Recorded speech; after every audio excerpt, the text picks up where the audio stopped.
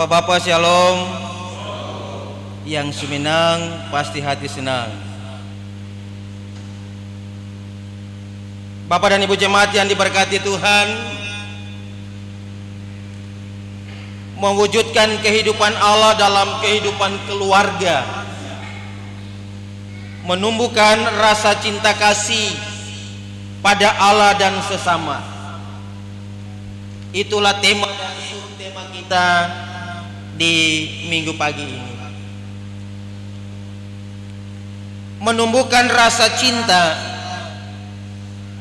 kita harus mulai dengan membangun sebuah relasi yang baik. Karena relasi yang baik akan membentuk kedekatan yang kuat atau kokoh. Sebaliknya, apabila relasi itu renggang, itu menunjukkan akan pudarnya rasa cinta dan kasih. Menumbuhkan rasa cinta kasih kepada Allah dan sesama adalah dua bentuk relasi yang harus dibangun dengan komitmen yang kuat. Karena tanpa komitmen, relasi itu tidak akan berjalan dengan baik, atau relasi itu bisa saja menjadi biasa-biasa saja atau bahkan tidak memiliki arti sama sekali. Ibadah merupakan relasi Allah maupun sesama. Ibadah merupakan relasi dengan Allah maupun dengan sesama yang ada di sekitar kita. Semakin dekat relasi kita dengan Tuhan, memungkinkan kita menjadikan ibadah sebagai sebuah kebutuhan yang berarti. Semakin erat kita membangun relasi dengan Tuhan, semakin besar pula rasa cinta kasih kita kepada Allah, tapi juga sesama kita. Kadang orang melihat ibadah bukan lagi sebagai sebuah relasi, tapi sebagai sebuah kewajiban atau keharusan semata tanpa relasi, sehingga ibadah menjadi biasa saja tanpa memiliki arti yang baik. Komitmen dan relasi yang baik, cinta kasih yang kuat akan mengantar kita pada sejauh mana apa yang ingin kita raih, apa yang ingin kita gapai, apa yang menjadi dambaan setiap hidup kita. Itulah relasi, itulah komitmen, dan itulah cinta kasih yang harus dibangun. Suka atau tidak suka, harus dibuat itu. Mau atau tidak mau, harus membangun sebuah komitmen, harus membangun sebuah rasa cinta, relasi dengan setiap orang. Kalau kita mau mendapat apa yang menjadi impian dan harapan kita, inilah yang akan saya dan Bapak Ibu pelajari di pagi ini dalam kitab Yosua pasal 24 ayat pertama sampai ayatnya yang ke-28, dalam beberapa bagian besar dalam pembacaan kita yang tadi panjang. Yosua menyampaikan firman ini di mana merupakan sebuah pidato perpisahan dengan umat Tuhan. Ini merupakan sebuah pidato perpisahan Yosua dengan umat Tuhan, dan pada bagian ini Yosua tidak memfokuskan perhatian pada dirinya selaku pimpinan mereka. Yosua tidak memposisikan dia sebagai pemimpin pada saat itu, tapi ia menyerahkan kepada kebaikan dan pemeliharaan Allah atas Israel pada masa lalu. Bahkan berkali-kali Yosua mendorong mereka untuk tinggal setia kepadanya, kepada Allah. Yosua mendorong mereka untuk jangan berpaling, jangan tinggalkan Allah yang menghidupkan mereka, yang menghidupkan leluhur mereka. Ayat 1, Bapak dan Ibu, ada peristiwa yang terjadi di daerah Sikem, dikaitkan erat dengan perbuatan perjanjian di mana Yosua dalam upacara ritual peribadahan dan mengukuhkan komitmen Israel tentang ketaatan hidup yang berkenan kepada Allah melalui ibadah. Yosua mengumpul umat yang ada pada saat itu untuk membangun komitmen hidup yang berkenan kepada Allah melalui ibadah. Artinya Yosua tidak mau mereka salah jalan. Yosua tidak mau mereka salah arah. Oleh sebab itu Yosua mengumpul mereka, dan Yosua membuat komitmen mereka yang berkenan kepada Allah melalui ibadah mereka. Itu berarti Yosua begitu peduli.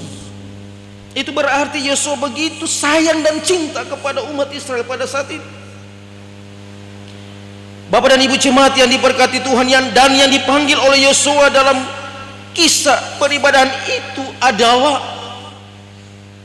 para tua-tua Israel, para kepalanya, para hakimnya, dan para pengatur pasukannya. Artinya mereka yang memilih jabatan-jabatan strategis, yang adalah para pengambil keputusan pada setiap pelaksana tugas, mereka inilah yang harus ada pada barisan paling depan. Yosua menghendaki mereka ini, para tua-tua, para pengatur pasukan, mereka harus ada pada garis depan. Karena kalau tidak mereka, siapa lagi? Karena bagi Yosua mereka adalah orang-orang yang dipakai dalam jabatan-jabatan strategis untuk ada pada pengambilan keputusan. Maka mereka itulah yang harus ada di garis depan, bukan mereka ada di belakang. Israel diingatkan kembali tentang bagaimana Allah memanggil dan Allah memilih mereka untuk menjadi umat Allah melalui bapa leluhur mereka, yakni Abraham, yang karena kasih Allah, yang karena anugerahnya, yang karena cintanya kepada umat pada saat itu, membawa mereka keluar dari praktek-praktek penyembahan berleluhur atau berhala, dan menjadikannya sebagai bapa bagi bangsa Israel. Bapak dan Ibu jemaat yang diberkati Tuhan, relasi antara Allah dan Israel yang boleh dibangun dalam rentang sejarah yang panjang, dan sejarah yang telah dibangun sejak nenek moyang Israel, yakni Abraham, Ishak, dan Yakub, serta nabi-nabi yang diutus Allah untuk memimpin mereka menghadapi berbagai peristiwa iman yang diizinkan Allah terjadi. Abraham, Ishak, Yakub, serta nabi-nabi yang diutus Allah untuk memimpin mereka menghadapi berbagai peristiwa iman yang diizinkan Allah terjadi. Kalau tadi Alkitab mencatat ada banyak peristiwa iman yang Tuhan izinkan, yang Allah izinkan umat Israel alami, yang Tuhan izinkan umat Israel hadapi. Tetapi yang menjadi garis bawahi adalah Allah tetap menunjukkan pernyataannya dengan membawa keluar dari setiap tekanan dan masalah itu. Itulah kehebatan Allah kita. Itulah kehebatan Allah yang mau dimaksud oleh Yosua pada saat itu.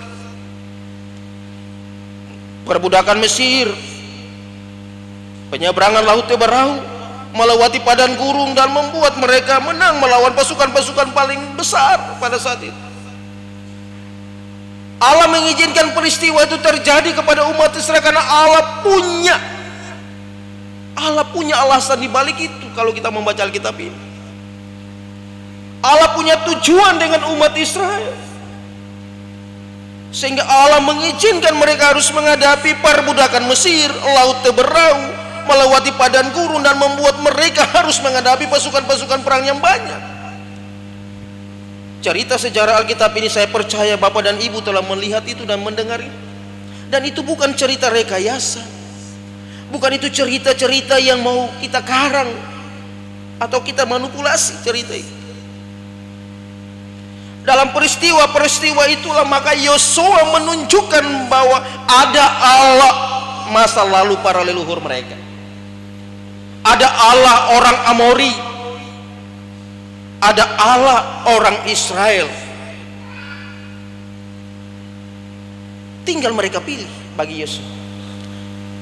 Seakan-akan Yosua mau bilang, silakan pilih, ada Allah leluhur mereka, yakni berhala-berhala itu. Silakan pilih, ada Allah orang Amori. Orang Amori di mana tempat yang mereka diami.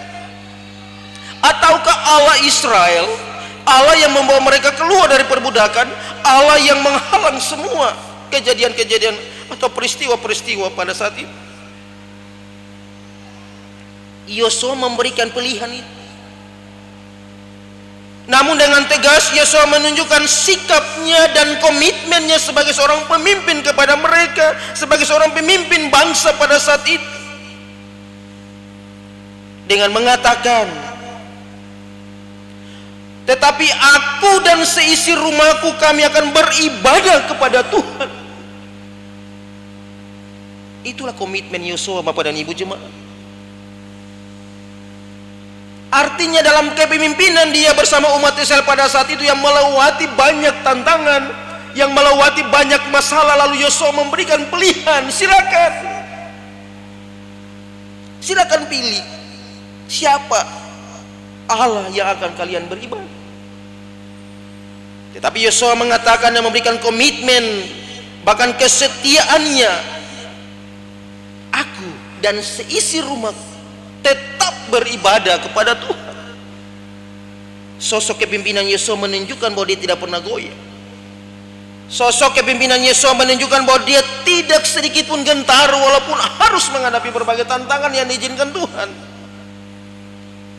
Di mana Yosua merasakan cinta kasih Allah yang begitu besar bagi hidupnya, bagi keluarganya, sehingga ia menjadikan sebuah pernyataan sikap yang tegas kepada siapa Yosua dan keluarga akan hidup dan beribadah kepada Tuhan.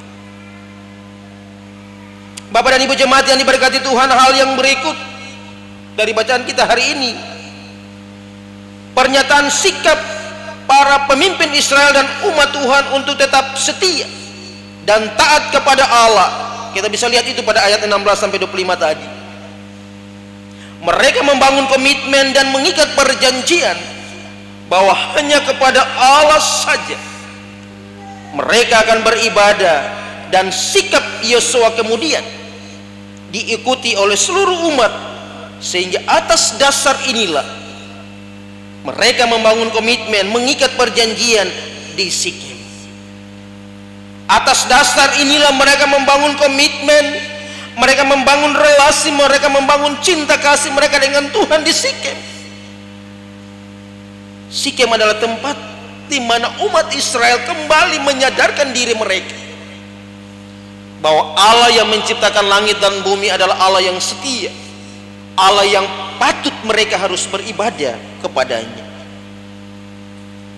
Sebagai akta perjanjian itu, Bapak dan Ibu jemaat, lalu Yosua melakukan dua hal, yakni Yosua membuat ketetapan dan peraturan bagi mereka di Sikem dan menuliskan semua itu dalam kitab hukum Allah.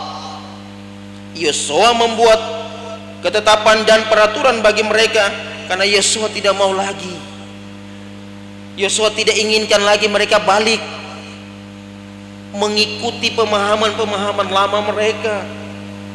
Yosua tidak mau lagi mereka beribadah kepada leluhur-leluhur mereka, kepada berhala-berhala yang sebetulnya tidak akan membawa mereka kepada sebuah kebahagiaan, keselamatan dan lain sebagainya. Oleh sebab itu Yosua membuat ketetapan peraturan bagi mereka di Sikem, dan peraturan hukum yang menjadi pedoman dan peduan bagi para bangsa pada saat itu, dengan tujuan agar mereka hidup dalam kebahagiaan. Yosua mengambil batu besar dan mendirikan di sana, di bawah pohon besar di tempat kudus Tuhan. Firman Tuhan tadi mengatakan, batu ini disebut Tugu Perjanjian. Pohon besar adalah suatu pohon terbanting, tua dan besar, yang menanam segala dewa asing pada saat itu. Inilah sebuah kesadaran iman umat Israel. Dengan demikian Yosua membuat ketetapan, Yosua membuat peraturan untuk mereka bagaimana tetap ada dalam kasih dan sayang Tuhan. Bapak dan Ibu jemaat, cerita Alkitab tadi memberikan sebuah gambaran kecil bagi saya dan Bapak Ibu, bahwa memang kehidupan umat Israel yang pernah kita tahu dan pernah kita lihat, bahkan pernah kita baca, adalah kehidupan yang tidak mudah, kehidupan yang tidak begitu gampang, tetapi kehidupan mereka berat, karena mereka harus berhadapan dengan berbagai tantangan kehidupan. Yosua hadir untuk memberikan mereka semangat baru. Yosua hadir memberikan mereka motivasi baru. Yosua hadir untuk mendorong mereka untuk tetap teguh, tetap berpegang kepada Allah dalam kehidupan mereka setiap hari. Bapak dan Ibu jemaat yang diberkati Tuhan, bukankah ini semua realita kehidupan kita? Bukankah ini realitas saya dan Bapak Ibu di akhir-akhir gereja yang modern ini? Bukankah setiap perjalanan kehidupan saya dan Bapak Ibu, seringkali kita menghadapi apa yang namanya tantangan seperti itu? Bukankah ini sebuah tantangan kehidupan bergereja di saat-saat ini? Lalu apa yang mau kita pelajari saat ini? Apa yang mau kita ambil di saat ini? Apa yang mau kita pegang di saat ini dengan firman Tuhan? Apakah kita akan melihat semua itu hanya hal-hal biasa saja? Apakah kita akan melihat itu sebagai sesuatu yang akan Tuhan lindungi? Tidak seperti itu. Dengan demikian ini menjadi aplikasi kehidupan kita yang dapat untuk kita pelajari dari firman Tuhan di minggu ini. Yang pertama, untuk menumbuhkan rasa cinta kasih pada Allah dan sesama harus dimulai dengan membangun relasi yang baik dengan Tuhan, tetapi juga dengan sesama. Oleh sebab itu marilah kita membangun relasi yang baik kepada Tuhan dan sesama, sehingga dari hari ke hari rasa cinta kita akan terus bertumbuh.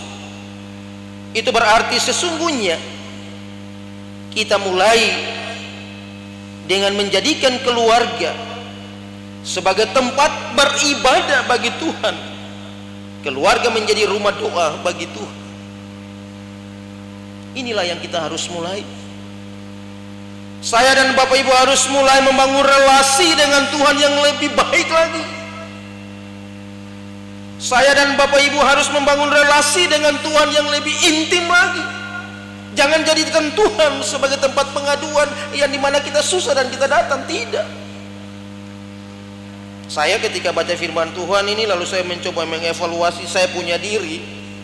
Terkadang juga kami pendeta membangun relasi dengan Tuhan setengah-setengah hati. Membangun relasi dengan Tuhan tidak sepenuh hati. Oleh sebab itu hari ini Yosua mendidik kita. Yosua mengajak saya dan Bapak Ibu bahwa komitmen relasi dengan Tuhan, rasa cinta dengan Tuhan harus ditingkatkan lagi. Kalau tidak akan kita menerima apa. Amin Bapak Ibu. Iya, ini pesan firman Tuhan yang cukup keras bagi saya dan Bapak Ibu. Karena di akhir-akhir ini sudah tidak lagi relasi kita sebagai umat Kristen, relasi kita sebagai gereja dengan Tuhan itu baik. Kalau relasi kita dengan Tuhan tidak baik lagi, kalau hubungan kita dengan Tuhan sudah tidak begitu intim lagi, apa yang harus kita harapkan? Yang kedua, hidup kita adalah pilihan Bapak dan Ibu jemaat. Pilihan yang benar bukan ditentukan oleh masa lalu, tapi akan menentukan masa depan. Sama seperti Israel yang memilih meninggalkan orang lama, meninggalkan dewa masa lalu mereka, dan berpegang pada Allah yang menuntun mereka kepada masa depan. Allah yang membawa mereka keluar.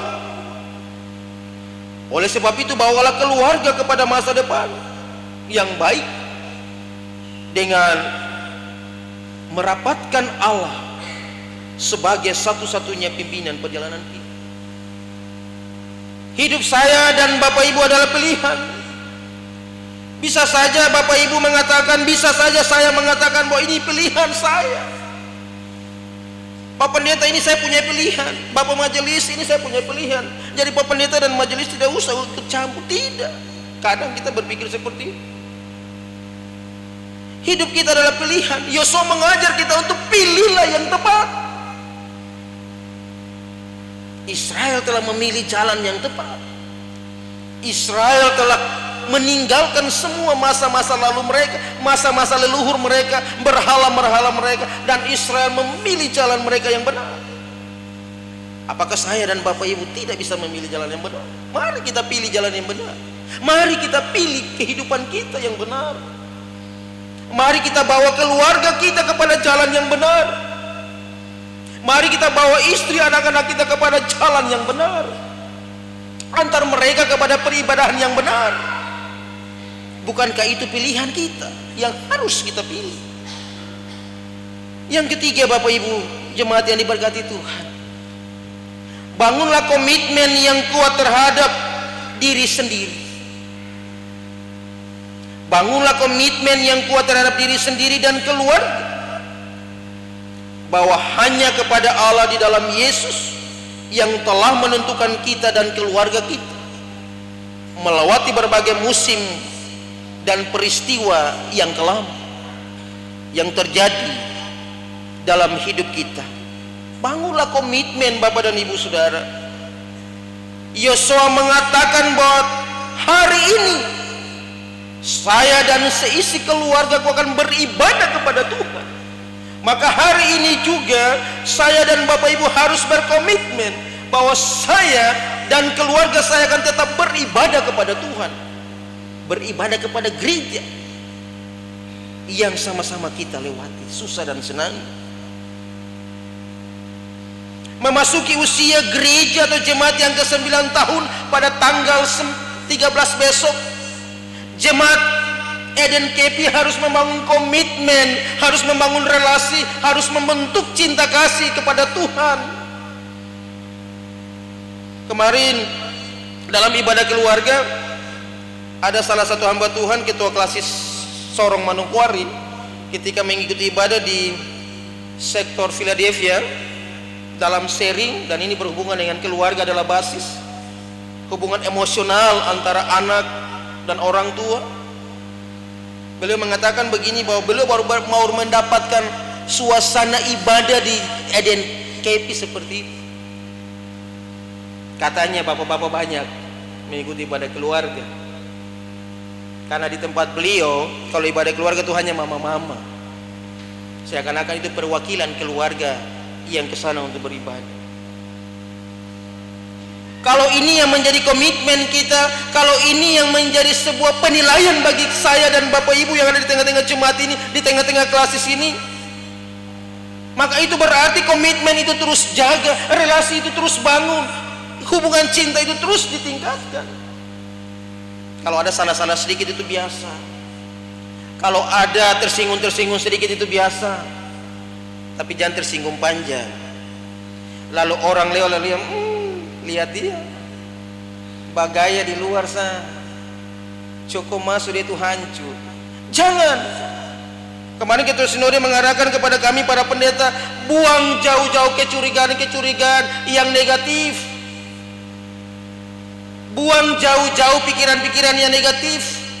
Oleh sebab itu di hari ini saya juga perlu bilang bagi saya dan Bapak Ibu, mari kita tingkatkan, mari kita jaga komitmen kita, mari kita jaga relasi kita yang sudah kita bangun itu. Walaupun siapa yang datang menggoyahkan relasi itu, siapa yang datang untuk menghancurkan komitmen itu, jangan ikuti dia. Prinsip bahwa Tuhan yang harus saya iman, prinsip bahwa keutuhan gereja, keutuhan jemaat ini terus kita junjung. Amin Bapak Ibu. Itulah pilihan kita. Mari yang terakhir, buatlah komitmen dan relasi kita dengan Tuhan. Membangunlah rasa cinta kita dengan semua orang. Membangunlah relasi kita dengan semua orang siapapun dia.